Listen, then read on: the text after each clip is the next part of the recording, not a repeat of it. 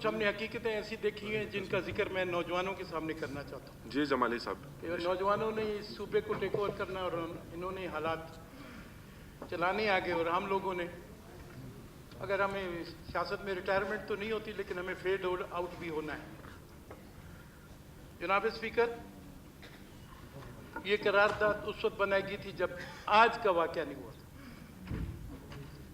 आज के वाकये के बाद सिचुएशन ने नया रुख ले लिया। 1947 में जब पाकिस्तान बनता है, उस वक्त आपकी पाकिस्तान आर्मी की कमांड अंग्रेज जनरल की होती है, जो उस वक्त कमांडर इन चीफ कहते थे। डोगरा जो हुक्मरान है स्टेट ऑफ कश्मीर का, वो अपनी शमूलियत का ऐलान करता है हिंदुस्तान के साथ। अक्सरियत मुसलमानों की, अकलियत वो की नुमाइंदगी करता है और वो हिंदुस्तान के साथ अपने आप को शामिल करता है, जिससे रसाकशी शुरू हो जाती है। इस तरह हैदराबाद दक्कन की भी मिसाल है। वहाँ अक्सरियत हिंदुओं की थी, मुसलमान हुक्मरान थे निज़ाम। वो ऐलान करते हैं पाकिस्तान के लिए, उन पर हिंदुस्तानी फौज जाती है और कब्जा कर लेती है। इधर और नौयत है। उस वक्त आपकी फौज भी बहुत, वो हालात भी नहीं थे, हथियार भी पूरे नहीं होते थे, क्योंकि आपका तकसीम हो गया था हिंदुस्तान और पाकिस्तान, और अक्सर आपकी छावनियाँ हिंदुस्तान में रह गई, आपका असला बारूद भी उधर रह गया।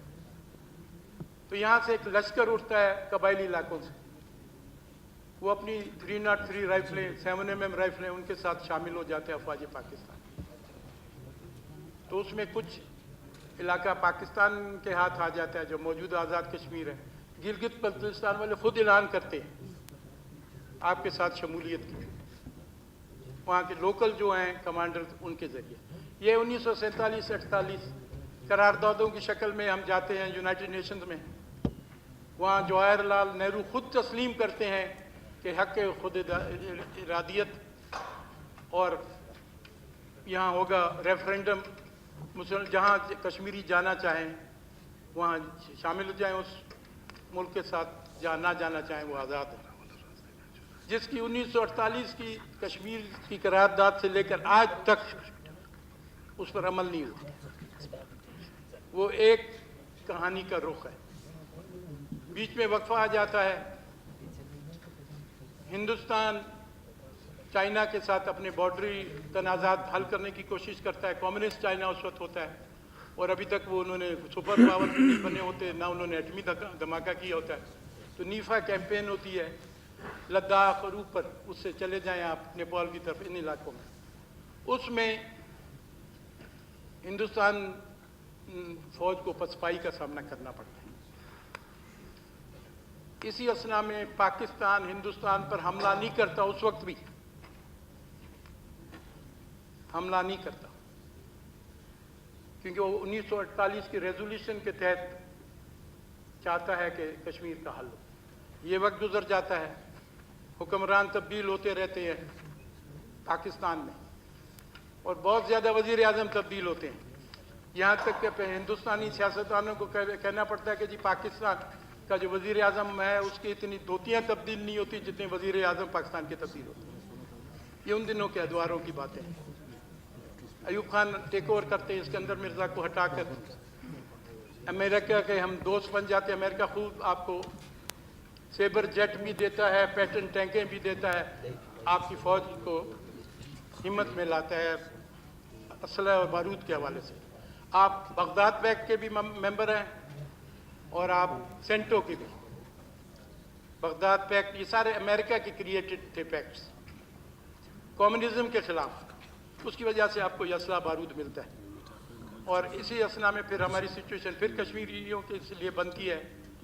ऑपरेशन जिब्राल्टर होता है शुरू कश्मीर में 1965 में, और काफ़ी श्रीनगर तक हमको अखनूर का रोड नज़र आ रहा होता है। उसको कैप्चर अगर हो जाता है तो श्रीनगर कट जाता है।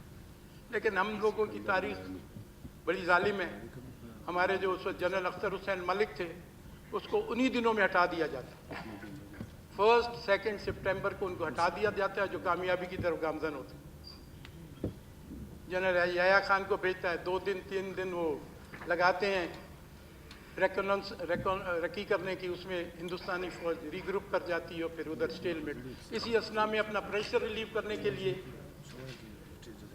लाहौर पर हिंदुस्तान हमला कर देता। 6 सितंबर 1965। मैं उस वक्त एचएन कॉलेज में पढ़ता था, मीर तारिक मक्सी और मैं क्लास फेलो थे। 6 तारीख को हम एचएन कॉलेज में बैठे होते हैं जो माल रोड के ऊपर है। हम देखते हैं कि हमारे जितने डे स्कॉलर बच्चे, उनके गार्डियंस आ रहे हैं, पेरेंट्स आ रहे हैं। मैंने कहा मीर तारिक और ये सब इनको लेने के लिए आ गए, क्या हो गया? हम छोटे छोटे बच्चे। तो फिर हमें कहते जी कॉलेज बंद हो गया, छुट्टियां हो गई हैं। तो हमें इसमें खुशी थी कि छुट्टियां हो गई, हम घर जाएंगे वापस, कोयटा चलेंगे वापस। लेकिन बाद में पता चलता है कि जंग शुरू हो गई। वो भी 17 दिन जंग होती है। हम ना कश्मीर ले सकते हैं, ना वो लाहौर जिमखाना में रंग रलियाँ मना सकते हैं हिंदुस्तान। कि उनका प्लान ये था कि 6 को जब हम अटैक करेंगे, 6 की शाम को हमारा जिमखाना लाहौर में बहुत बड़ा गेट टुगेदर होगा कामयाबी के साथ, क्योंकि हम लाहौर पर काबिज हो जाएंगे। वो दौर गुजर जाता है। हिंदू ये सोचता है, हिंदुस्तान ये सोचता है कि इन मुसलमानों से कैसे हम करें, क्योंकि ज़हनी तौर पर इन्होंने तस्लीम तो नहीं किया हुआ, आज तक इन्होंने हमें तस्लीम नहीं किया कि इनका क्या इलाज है। तो इनका एक डिप्लोमेट होता है डीपी धर, कुछ अर्सा पहले वो आज जहानी हो गया। उसको स्पेशली स्पेन भेजा जाता है कि स्पेन से मुसलमानों से फरागत कैसे हासिल की थी रोमन कैथोलिक क्रिश्चियंस ने। बाकायदा वो स्टडी करता है, उधर अपना होमवर्क करके पेपर तैयार करता है और इंदिरा गांधी की हुकूमत को आके तैयार करता है।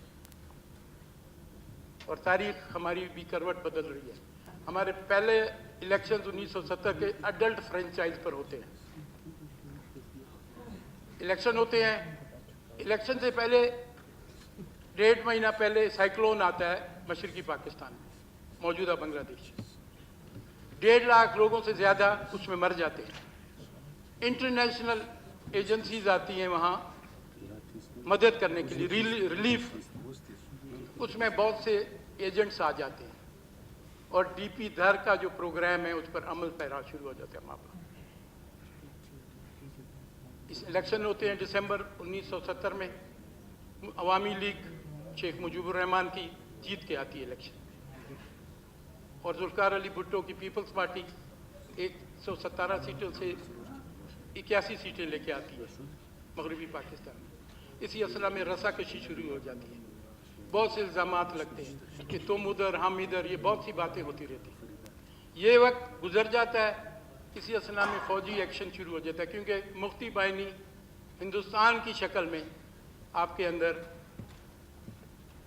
गुरिल्ला जंग शुरू कर चुकी होती है। शेख मुजीबुर रहमान को गिरफ्तार किया जाता है, मगरबी पाकिस्तान लाता है। उनकी दूसरी लीडरशिप को भी अवामी लीग जमहूरी लिहाज से वो जीत जाते हैं इलेक्शन, लेकिन हैंड ओवर नहीं होता। उसका फिर सामने जाके दिसंबर 1971 में आपके सामने होता है। वहाँ हमारे साथ ट्रेजिडी ये होती है कि बांग्लादेश की जो अवाम है, अक्सरियत, वो अवामी लीग का साथ दे रही होती है। जहाँ अवाम साथ ना दे हुक्मरानों का, फिर यही होता है। अच्छा, 90,000 कैदी बनते हैं, उनमें से फौजी भी 60,000 के करीब होते, 30,000 सिविलियन भी कैदी बन जाते जो वहाँ से करते। फिर 3-4 साल के बाद वो रिकवर होते हैं।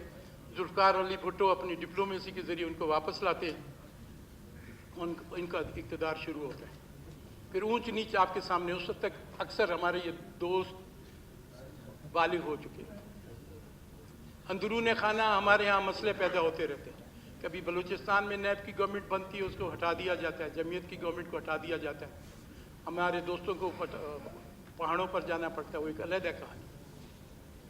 इन सब तारीख़ी हवालों से मैं मुख्तसर कर रहा हूँ, बहुत सी चीज़ें मैं नीचे दस्त रख रहा हूँ कि ज़रूरत नहीं उनको जिक्र करने की। मौजूदा अदवार आते हैं। ये तीसरा जनरल इलेक्शन है कि आपकी जमहूरियत चल पड़ी, पसंद आए ना पसंद आए, लेकिन इस जमहूरियत के ज़रिए ही आप बालिग होंगे। इस वक्त भी जमहूरी हुकूमत इक़्तिदार में है, और जो PTI की शक्ल में BAP बमें अपने इत्तेहादियों के नुकसान की शक्ल। ये हालात पैदा होते जाते हैं। टेररिज्म, इंतहा पसंदी, 70,000 से ज़्यादा हमारी कैजुअल्टीज़ हो चुकी हैं पाकिस्तान की। ना मैं अफगान जंग का जिक्र करता हूँ कि उसका फॉल इफेक्ट क्या है। रूस को भी अफगानिस्तान छोड़ के वापस जाना पड़ता है। अमेरिका भी बिल्कुल बिस्तरे गोल करके बैठा है, गले में हमें आई हुई है क्लैशनकोव कल्चर और हीरोइन कल्चर। इन अदवार से निकल के अभी हम इन हालात में, अभी सारा मलबा हमारे ऊपर है। हिंदुस्तान में कोई होता है वाक़या, अभी पाकिस्तान है इसमें मुलविस। अगर उनको कोई कच्चा डिकार आ जाए हिंदुस्तान में भी पाकिस्तान में मुलविस है। कश्मीर में अभी वो कश्मीरियों का डर ही ख़त्म हो गया है मौत से। ये तो कश्मीरी वो लोग थे जो बिल्कुल जंग के मुखालिफ थे, अभी तो उनको फिक्र ही नहीं कोई मारे या ना मारे। पिछले दिनों धमाका होता है उस पर बिल्कुल शेर हो जाते हैं। इलेक्शन सीजन है उनका, इलेक्शन में वो रिजल्ट लाना चाहते हैं। 3 स्टेट हार चुका है by elections Modi. BJP 3 states हार चुकी हैं जहां वक्त पर हो गए थे, 5 साल पूरे, सुबह ही इलेक्शन हो गए, उनमें हार चुके। तो उन्होंने कोई सिचुएशन बनानी थी, उन्होंने बना डाली। हमारी हुकूमत पाकिस्तान ने जो कहा वज़ीर आज़म के मुंह से कहलवाया, जिसमें हमारी टोटल अफवाज पाकिस्तान बैक कर रही है आपके वज़ीर आज़म को। इस वक्त पाकिस्तानी कौम, पाकिस्तानी हुक्मरान, अफवाज पाकिस्तान सब एक पेज पर हैं। ये बहुत बड़ा फ़र्क है। तो ये अभी हिंदुस्तान सेल में ना डाले कि वो हमें बिल्कुल हलवा करके कहा जाएगा। हम न्यूक्लियर हो चुके हैं।